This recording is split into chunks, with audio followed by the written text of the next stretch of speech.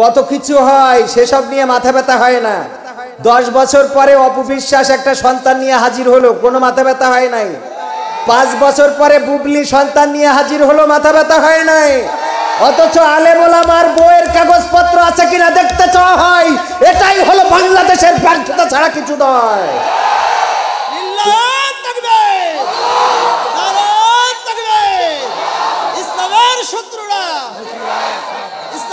শত্রুরা আলেম ওলামার শত্রুরা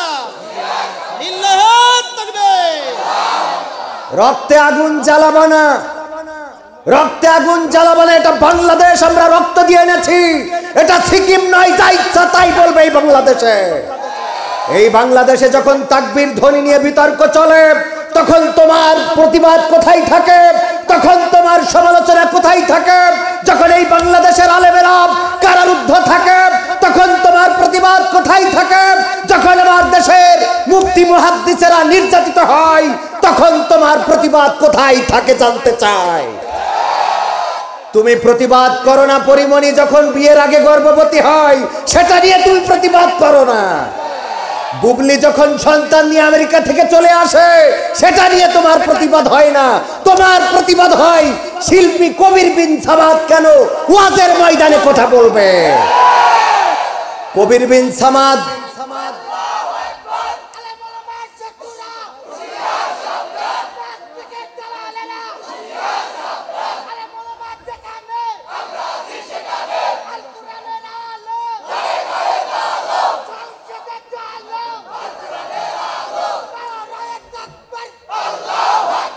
আমরা উড়ে এসে জুড়ে বসি নাই।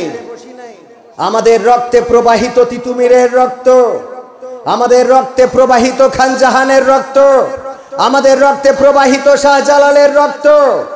আমরা বিশ্বনবী সাল্লাল্লাহু আলাইহি ওয়াসাল্লামকে আদর্শ ধারণ করেছি। সুতরাং কোরআন আমাদের সংবিধান, আর এটাকে সামনে নিয়ে আমরা কথা বলবো। এটা বলার জন্য দায়িত্ব আমরা কোনো মানুষের কাছ থেকে দিই নাই, এই দায়িত্ব দিয়েছেন স্বয়ং আল্লাহ তাআলা। বলেন কে? আমার আপনার উপরে আল্লাহর অর্পিত দায়িত্ব আছে না নাই? এখন আমাকে প্রথম থেকেই বা দাওয়াত দেওয়ার পর থেকে বলছে যে অনেক সমালোচনা হচ্ছে। আমি বরাবরই বলি যে আমাকে আপনারা দ্বিতীয় বক্তা করেন, অথবা ওই বক্তাদের মাঝখানে একটুখানি স্পেস দেন, বেশি দরকার নাই। এত বড় আমি এখনো হই নাই। আমার দিয়ে আসলে মাহফিলের প্রধান বক্তা এটা মানায় না, এটা করার দরকার নাই। আমি অসংখ্যবার বলেছি, এখনো বলি, যারা দাওয়াত নেই তাদেরকে বলি, আমার এখনো সেই ইলম হয় নাই, সেই আমল আমার মধ্যে নাই, সেই আখলাক চরিত্র যা গঠন করা দরকার তা নাই, যা দিয়ে আমি আপনাদের এখানে আমি বলতে পারবো যে আপনারা এটা করেন, এটা করেন না। আমার মধ্যে যেটা আছে সেটা হলো দায়িত্ববোধ আছে। আমি সেদিন বলছিলাম আপনারা এখানে তর্ক করতেছেন এই দুরূদ পড়া যাবে, এই দুরূদ পড়া যাবে না, কিন্তু আমি টেনশন করি যখন আমার মক্কা মদিনায় একজন এই পাবনার জন খাটা মানুষ, রিক্সা চালানো মানুষ কষ্ট করে তিলে তিলে টাকা জমা করে হজ করার জন্য পবিত্র মক্কা ভূমিতে যাই, মদিনায় যাই, রাসূলের রওজা জিয়ারত করে, কাবা তাওয়াফ করে, আর সেই মক্কায় যে যখন মমতাজ কনসার্ট করে তখন আমার মাথাটা ঘুরানি দেয়। কোথায় রয়েছি আমরা? কি হচ্ছে? বিয়ে বাড়িতে ডিজে ছাড়া কোনো বিয়ে নেই, কথা বলে না। ডিজে গান ছাড়া কোনো বাড়ি এখন বিয়ে হয়? বিয়ে হয় না। ওটা নিয়ে আপনি প্রতিবাদ করলেন না, ওটা নিয়ে আপনি কোনোদিন মুখ খুললেন না। চায়ের দোকানে বসে থাকে কত মানুষ বিড়ি টানতেছে, ওটা নিয়ে আপনি প্রতিবাদ করেন না, কোনো কথা বলেন না। কিন্তু যখন কোনো আলেম ওলামা দ্বীনের কথা বলে, তখন যখন আপনি বাধা দেন, এটা বোঝা যায় আপনি আব্দুল্লাহ বিন উবাই ছাড়া কিছু নয়। আব্দুল্লাহ বিন উবাই আল্লাহর রাসূল যেখানে দাঁড়াতেন নামাজে, সেই মিম্বারের সোজাসুজি দাঁড়াতেন, রাসূলের পিছনেই দাঁড়িয়ে যেতেন। আব্দুল্লাহ বিন উবাই আমার রাসূলের পিছনে নামাজ পড়তেন। শুধু নামাজ পড়তেন না, নামাজ শেষে সবাইকে আবার বলতো, গো মদিনাবাসী বসে যাও, কথা আছে শুনে যাও, চলে যেও না, কিছু কথা বলতে চাই।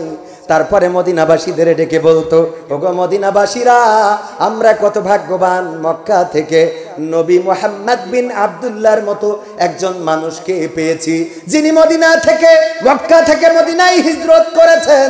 এখানে এসে আমাদেরকে দিন শিক্ষা দেন, কোরআন শিক্ষা দেন, ইসলাম শিক্ষা দেন, সুন্দর সুন্দর কথা বলেন। তোমরা দয়া করে মদিনাবাসীরা তোমরা নবী মুহাম্মাদের অনুসরণ করা শুরু করে দাও, তোমরা সবাই ইসলামের মধ্যে দাখিল হয়ে যাও। এই কথাগুলো যিনি মসজিদে নববীতে দাঁড়িয়ে বলতেন, সেই আব্দুল্লাহ বিন উবাই যেদিন মারা গেল, আমার নবীর কাছে এসে আব্দুল্লাহ বিন উবাইয়ের সন্তান এসে বলছে, ওগো নবী গো,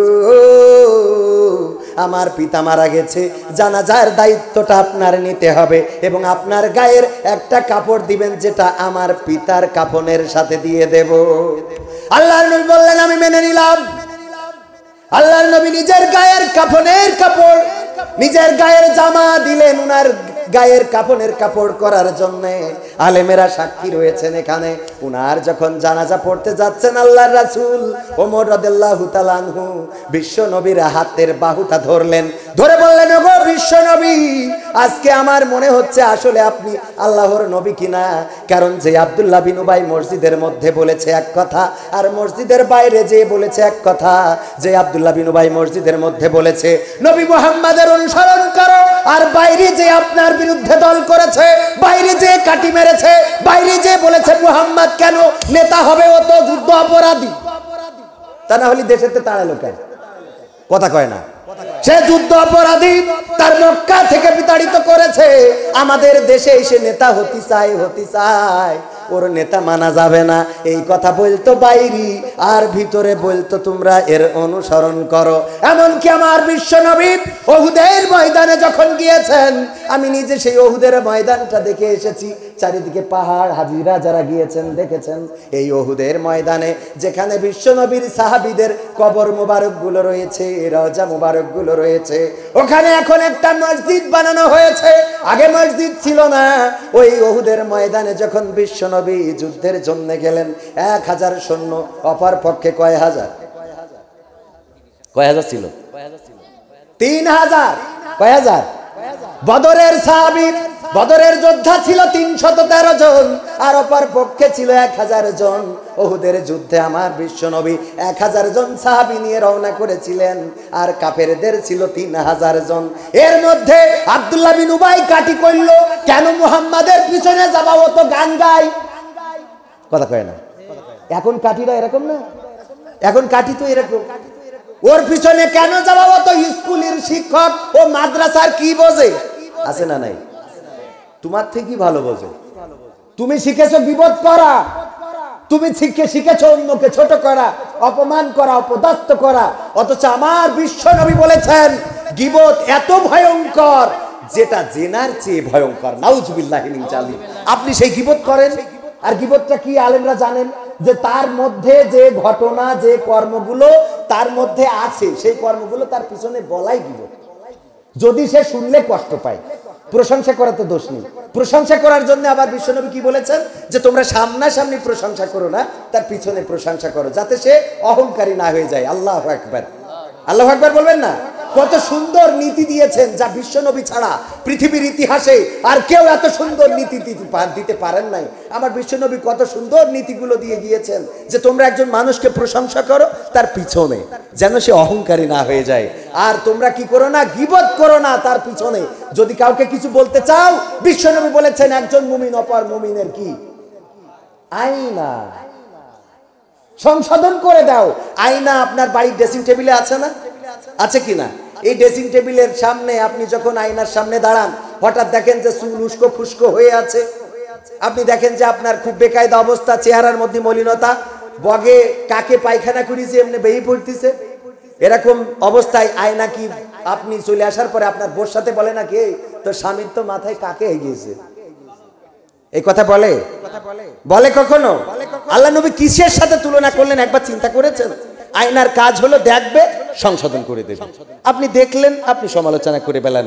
একজন মেম্বার আছেন, চেয়ারম্যান আছেন, প্রিন্সিপাল আছেন, অধ্যাপক আছেন, এক একজন, আমরা কেউ দোষ ত্রুটির বাইরে আছি বলেন? এখানে নিষ্পাপ কেউ নেই।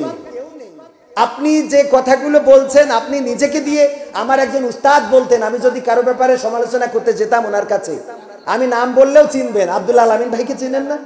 আব্দুল আলামিন ভাইকে যদি কোনো বক্তার ব্যাপারে বলতে যেতাম, আজ থেকে 3-4 বছর আগে উনি আমাকে এই শিক্ষাটা দিয়েছেন। উনি বললেন, কবির ভাই আমাদের কত দোষ, এই দোষগুলো নিয়েই আমরা পেরেশান, সেটা না হয়ে আরেকজনের দোষ নিয়ে কেন আলোচনা করব? আমাদেরই দোষের শেষ নেই, আমাদের পাপের শেষ নেই, আমাদের অপরাধের শেষ নেই, অথচ আমরা আরেকজনকে নিয়ে কেন গীবত করব? কেন? যাই হোক, এই কথাগুলো বলতে বলেছিলেন। আমি আব্দুল্লাহ বিন উবাইয়ের এই ঘটনাটা বলে দিই। সম্মানিত ভাইয়ারা আমার, আমি কিন্তু এখনো শুরু করিনি, এটা বোনাস যাচ্ছে, বোনাস। সম্মানিত ভাইয়ারা আমার, আল্লাহর নবী যখন উহুদের ময়দানে রওনা করলেন, আব্দুল্লাহ বিন উবাইও সেই যুদ্ধের একজন সৈন্য হিসাবে রওনা করলেন। আল্লাহর নবী সামনে দিয়ে মিছিল নিয়ে যাচ্ছেন, আরো পিছন থেকে কাটি করতেছে যে চল, তা না হলে খেজুর নষ্ট হয়ে যাবে। আমাদের গাছের খেজুরগুলো যদি এখন আমরা না পাইতে পারি, যদি না বেচতে পারি গো, তাইলে শেখ হাসিনা বলেছে আগামী 2023 সাল দুর্ভিক্ষের সাল গো, তখন কি খেয়ে থাকবো? এই জন্য এখন যাওয়া যাবে না, এখন ওদিকে যাওয়ার দরকার নেই। চল বাড়ি যেয়ে খেজুর পাড়বো, খেজুর রক্ষণাবেক্ষণ করব। যদি আমরা যেয়ে মারা যাই, তাইলে আমাদের সন্তান কি করবে? আব্বা আব্বা বলে কানবে, খুঁজে পাবে না। এর থেকে বরং আমরা চলো মসজিদে যাব, ওখানে যেয়ে জিকির করবো আর তসবিহ টানবো, টেনে টেনে আমরা দোয়া করব যেন আল্লাহর নবী জিতে যায়। এই কথা শোনার পরে ওর সাথে 300 জন দল বেঁধে এসেছিল।